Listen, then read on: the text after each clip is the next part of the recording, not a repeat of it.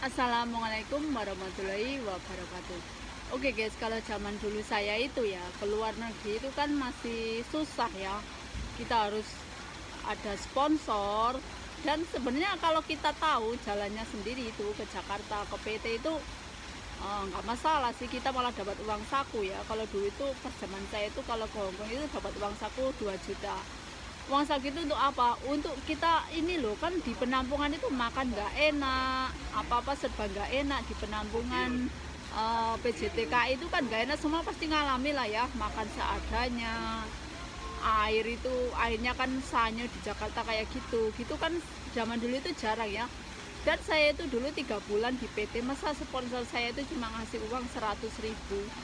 Nah sedangkan di penampungan itu butuh jajan, butuh beli ini itu untuk keperluan, masa 3 bulan saya itu cuma dikasih uang 100.000.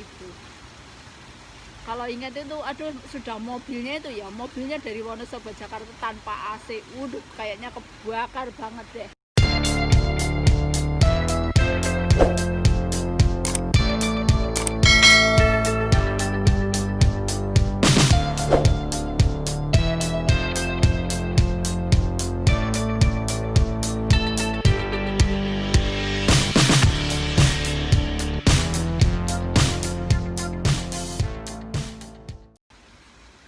Assalamualaikum warahmatullahi wabarakatuh. Oke guys, welcome back to my channel.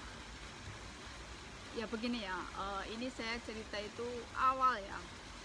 Awal pertama saya pengen kerja ke Hongkong ya, pokoknya itu sedih, sangat-sangat sedih. Ya sedihnya itu begini ya, dulu itu kan tamatan SMA ya, saya tamatan SMA pengen kuliah. Saya melihat keadaan orang tua saya, nggak mungkin lah, nggak mungkin untuk menguliahkan saya. Saya juga cukup tahu diri, dan saya pun juga nggak ingin menambah beban orang tua ya. Nanti kalau saya kuliah, walaupun mungkin dapat, zaman dulu itu kan ada PMDK gitu. PMDK itu masuk universitas tanpa apa ya, tanpa biaya apa sih, maksudnya udah langsung bisa diterima, kamu tinggal itu kan hanya yang berprestasi ya, bisa langsung diterima tanpa tes gitu, kamu milih sesuai keinginan jurusan kamu gitu ya. Lah begitu, nah misalnya saya udah bisa kuliah ke universitas favorit lah, kayak Universitas Indonesia ataupun Universitas Gadjah Mada, itu kan PMDK itu hanya anak-anak pintar ya. Kalau misalnya udah PMDK itu pemilihan minat dan bakat itu kan singkatannya, itu kan dapat uang PMDK itu juga. Tetapi kalau kuliah dapat beasiswa itu pun kan kita harus apa ya, belum nanti uang kos, kan nggak mungkin kan, misalnya saya kuliah di Jogja Wonosobo tiap hari laju gitu, nggak mungkin kan, capek juga, harus kos, biaya kos, belum makan tiap hari. Pokoknya ya misalnya dapat beasiswa atau apa kan itu cuma uang bulanan lah untuk sehari-hari. Tadi kan juga butuh, entah tambah pusing orang tua ya. Ya intinya itu aja lah, saya nggak ingin menambah beban orang tua gitulah ya. Terus saya pernah kerja juga di Indonesia ya dulu ya. Dulu itu kerja di toko gitu, pramuniaga gitu ya, di toko baju gitu ya. Itu di toko baju itu gajinya itu cuma berapa, 125 rupiah, 125.000 sebulan. Itu sebulan 125 itu kalau yang udah tingkat kasir itu ya. Kasir itu kan itu udah jenjang yang agak tinggi ya. Kalau di supermarket pramuniaga itu kasir itu 300, itu untuk mencapai 300 itu 300.000 sebulan. Itu zaman dulu, zaman saya itu susah ya, harus lama dulu kerja di situ, harus berprestasi. Dan namanya pramuniaga itu kan kalau barang supermarket hilang itu kita yang ganti loh, makanya kita juga harus ini ya, matanya harus stereo ya. Misalnya saya di bagian jam tangan. nanti ada jam tangan hilang saya yang ganti gitu ya. Saya di bagian baju, ada baju yang hilang, saya dengan uang gaji dipotong gitulah. Itulah kalau susahnya pramuniaga ya. Ya pokoknya di mana aja kerja itu butuh perjuangan kan ya, penuh perjuangan begitu. Enggak semua itu berawal dari nol gitu kan, dari nol. Enggak mungkin kan, kecuali bapak kamu direktur, kamu kerja langsung manajer direktur gitu bisa itu kan. Semua lah, mau PNS mau dokter, semua itu berawal dari nol kan, dari start nol dulu, ntar lama-lama bekerja, berprestasi, barulah kan begitu kan. Assalamualaikum warahmatullahi wabarakatuh. Oke guys, kalau zaman dulu saya itu ya keluar negeri itu kan masih susah ya, kita harus ada sponsor. Dan sebenarnya kalau kita tahu jalannya sendiri itu ke Jakarta, ke PT itu nggak masalah sih, kita malah dapat uang saku ya. Kalau dulu itu pas zaman saya itu kalau ke Hongkong itu dapat uang saku 2 juta. Uang saku itu untuk apa? Untuk kita ini loh kan, di penampungan itu makan nggak enak, apa-apa serba nggak enak di penampungan. PJTK itu kan nggak enak, semua pasti ngalami lah ya, makan seadanya. Air itu, airnya kan sanyo di Jakarta kayak gitu kan, zaman dulu itu jarang ya. Dan saya itu dulu 3 bulan di PT, masa sponsor saya itu cuma ngasih uang 100.000. Nah sedangkan di penampungan itu butuh jajan, butuh beli ini itu untuk keperluan, masa 3 bulan saya itu cuma dikasih uang 100.000. Kalau ingat itu, aduh sudah mobilnya itu ya, mobilnya dari Wonosobo Jakarta tanpa AC, udah kayaknya kebakar banget deh. Oke guys, lanjut ya ke ceritanya.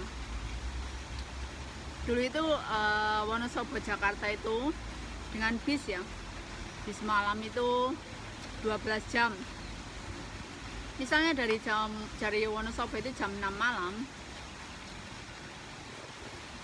nyampe Jakarta itu, maaf goyang kameranya, nyampe Jakarta itu jam 6 pagi ya.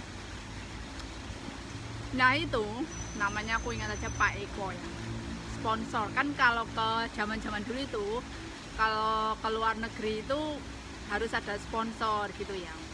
Ya terserah sih, ada nggak ada sih terserah. Sponsornya aku ingat itu mobilnya itu apa ya, Panther kayaknya. Ya kamu tahu kan Jakarta itu panasnya kayak apa. Masa mobilnya itu nggak AC blas. Ya maksudnya bukan saya ingin apa-apa sih, aduh ya nggak AC udah. Pokoknya itu sedih lah kalau ingat, itu sangat memprihatinkan waktu itu ya. Jakarta, aku masuk PT itu sama Pak Eko itu, dan kayaknya ada teman satu juga tapi lupa dulu, udah lupa. Saya kok bisa lupa ya, biasanya saya itu good memory. Nah itu temannya itu, temanku itu kayaknya temanku yang itu satu ke Taiwan, masuk PT ya. Masuk PT aku dari rumah itu cuma bawa uang 100.000 ya. Dulu itu 100.000 itu udah banyak banget loh, kayak uang 1 juta ya. Itu tahun 2000 berapa lah, 2005 atau 2006 ya. Megang 100.000 itu kayak banyak banget lah. Padahal janjinya sponsor itu ngasih saya 1 juta ya, ngasih saya 1 juta. Nggak tuhnya sampai saya terbang uang 1 juta nggak dikasih. Namanya di PT kayak apa sih, tahu kan? Di PT itu makan serba nggak enak. Makan serba nggak enak, terus apa, mandi itu kan air di Jakarta itu pakai sanyo ya. Air di Jakarta itu kalau yang sanyo kayak gitulah, airnya kadang kuning gitu ya, yang pakai sanyo, yang pakai dream itu loh. Kalau di atas itu kan kadang yuk sanyo ya, sumur itu loh, kadang tiap Sabtu sumurnya harus dibersihin gitu kan. Airnya itu apa, lendut itu loh, lumpur. Lendut itu bahasa Indonesia apa, lumpur itu ya, lendut, lumpur kuning itu buat mandi itu airnya kayak gitu. Kalau di Jakarta di penampungan gitu nggak mungkin kan, air pump mahal kali. Terus airnya itu di PT, airnya itu ada itu alat khusus itu ya, destilasi itu. Jadi kalau airnya itu nggak usah direbus, udah langsung bisa diminum itu. Pakai alat khusus itu yang biasa kayak sekarang ya, isi ulang itu. Paling air-air seperti itu kan. Masuk di PT, belajar. Terus yang bikin aku males lagi, di PT itu ada pelajaran masak. Setiap pelajaran memasak harus bayar 25.000. Aku ingat aja 25.000, kayaknya kalau nggak 12.000 udah agak lupa ya, pokoknya segitu ya. Terus saya ngomong sama guru yang ngajarin masak, terus terang kalau saya harus ikut masak bayar, saya nggak punya duit, saya mending nggak ikut gitu. Langsung dilaporin sama yang punya PT. Kalau saya itu nggak pernah mau ikut masak gitu. Sialan banget, gurunya juga nggak ngerti keadaan saya. Oke, guys,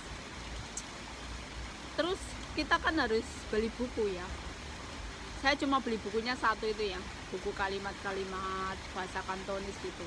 Saya pun itu beli yang paling murah ya.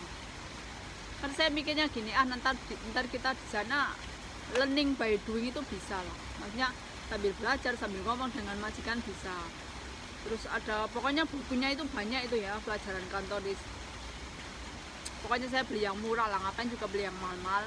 Saya pikirannya kan kita mau kerja ngapain keluar banyak duit gitu ya. Emang sih bener, jar Basuki mau bewo, semua itu butuh biaya gitu kan. Terus itu ya, pokoknya guru masak itu benci banget sama saya gitu, karena saya nggak pernah ikut pelajaran memasak. Lah saya itu malesnya ini kan ya, masa setiap pelajaran masak harus bayar 12.500 kayaknya, atau tergantung masakannya gitu, masakan Cina lah apalah bro. Pokoknya saya ngeyel, saya ngomong no, terserah. Terus saya kan dipanggil yang punya PT itu ya, kenapa kamu nggak pernah ikut pelajaran masak? Terus Bu, terus terang ya, saya itu nggak punya duit. Kalau tiap minggu belajar masak, kan seminggu belajar masak itu 2 kali. Terus saya harus keluar duit 12.500. Berarti kalau 2 kali itu 25.000. Saya mana ada duit Bu, saya itu mau keluar negeri, mau kerja, mau cari duit. Ya emang bener, semua itu butuh biaya. Tapi kalau ini terus terang saya nggak mau keluar duit untuk ikut memasak gitu ya. Pokoknya ya karena marah ya, saya ngomong aja kayak gitu kan. Terus waktu zaman saya itu ada apa itu peraturan presidensial apa sih dulu ya, lupa ya, apa Megawati atau siapa ya. Kalau yang mau terbang itu orang tuanya harus ke situ. Gila, aku banding gini, orang tua saya di Wonosobo, masa harus ke Jakarta, jauh, belum biayanya, belum biaya makan. Terus apa ya, saya itu nyuruh saudara saya kayaknya, saudara saya di Jakarta ke PT gitu sebentar, tapi dia itu saudara saya juga ke PT sebentar, nggak bawa apa-apa juga, aduh, nggak bawa makanan, nggak bawa jajan. Ya pokoknya cuma nilai, cuma untuk tanda tangan apa gitu ya. Dulu itu ribet banget zaman saya itu mau ke Hongkong itu. Ya udahlah, pokoknya tuh begitulah. Setiap ingin keluar negeri ya siapa aja lah, cita-cita pengen keluar negeri itu kalau zaman dulu itu agak susah, agak ribet gitu kan, harus ke Jakarta. Ya dulu teman-temanku banyak tuh dari Ponorogo, Madiun, semua juga ke Jakarta loh. Kalau sekarang itu kan sudah beda kan, sekarang udah setiap kota itu ada cabangnya, ada cabang PJTKI untuk keluar negeri. Kalau zaman saya itu masih susah dulu, harus rambut pendek, aduh malu banget kan ya, rambutnya harus dipendekin, kalau nggak pendek itu katanya gimana gitu. Terus dulu ada peraturan ulang, nggak usah pendek-pendek, yang penting itu potong bob itu ya. Kalau dulu kan harus potong kayak laki-laki gitu ya, zaman saya dulu juga ya loh, waktu ke Singapura gitu kayak gitu, cewek harus potong kayak cowok gitu. Pokoknya mukanya udah buluk, jelek, aduh, pokoknya penuh perjuangan kayak gitu ya. Belum kadang para sponsor itu nggak mau ngasih uang saku, ngakunya mah kalau sebelum kita berangkat kita akan dikasih uang saku 1 juta, 2 juta, sampai akhirnya belgedeskom. Bahkan setiap bulan saja kita nggak pernah ditengok, maksudnya kan melihat gitu ya, kok anak buah saya belum terbang atau gimana gitu ya. Dulu kan saya 3 bulan kan di penampungan ya. Pokoknya itu ya guys, di PT itu serba nggak enak ya, serba nggak enak, pokoknya serba sengsara. Masih mau jadi TKW. Namun ya dulu sebelum saya kerja ke Hongkong ini ya, dulu saya pernah kerja itu ya, yaitu pernah kerja di supermarket Pramuniaga, itu gajinya 125.000. Terus pernah juga itu jaga PS gitu ya, jaga PS juga gajinya segitu. Dulu awal-awal itu 125.000 1 bulan. Nah, itu kan agak jauh dari rumah saya ya. Kalau naik mobil itu ya setengah jam gitu ya. Dulu kan motor itu belum kayak sekarang ya. Kalau sekarang setiap rumah itu punya motor kan. Ya, waktu zaman saya itu dulu pokoknya orang punya motor itu orang kaya gitu ya. Dan kalau dulu itu belum zamannya banyak kredit motor itu. Makanya saya dulu kerja Pramuniaga, ngekos gitu ya. Ngekos itu gaji 125.000 rupiah buat bayar kos. Dulu ngekosnya 2 ya, 2 orang. Sama anak Lampung juga dulu temanku ya. Ngekos itu berarti 25.000 per bulan 2 orang. 12,5 ya, 12,5 gitu ya. Terus saya pikir-pikir, ini kok sebulan 125.000 buat apa gitu, rasanya sedikit amat gitu ya. Nah makanya terus saya kepingin kerja ke luar negeri ini. Terus saya kepingin ini, makanya saya daftar ke PJTKI gitu. Terus masuk PT, pasporan, bikin paspor itu dulu di Tangerang gitu ya. Kalau di PT itu kalau pasporan semua kan PT yang nanggung ya, karena kita sistemnya itu potongan gaji ya. Mereka itu, kita di penampungan itu kan makan gratis ya, namanya makan gratis ya begitulah. Di PT itu nggak enak, tidur juga ya, tapi untung itu tidurnya itu ada kasurnya ya. Kan kadang penampungan itu tidurnya cuma di lantai gitu ya, itu ada kasurnya tingkat-tingkat gitu ya. Terus ada loker itu. Medical juga ya, apalagi kalau medical itu umpel-umpelan itu bisa tuh, paling males itu saya kalau medical itu misalnya bis itu harusnya diisi 15 orang, kalau untuk medical diisi berapa orang? 30, bisa kadang 35. Satu bis gede itu bayangkan 35, 1 jok itu kadang itu supirnya juga judes banget, makanya nggak mikir gitu loh. Kita itu manusia gitu loh, nyebelin banget itu di penampungan itu. Medical itu duduknya udah berjubel-jubel, umpel-umpelan, kadang di Jakarta macet. Perjuangannya itu banyak banget itu untuk menjadi TKW itu tidak mudah ya, sangat sedih. Di PT pertama harus medical, habis medical kalau udah fit itu kan diambil darah itu ya. Kalau medical biasa diambil darah, di rongsen, cek ini itulah ya. Kalau punya penyakit nggak mungkin diberangkatkan kan. Habis itu pasporan, semua sistemnya potong gaji.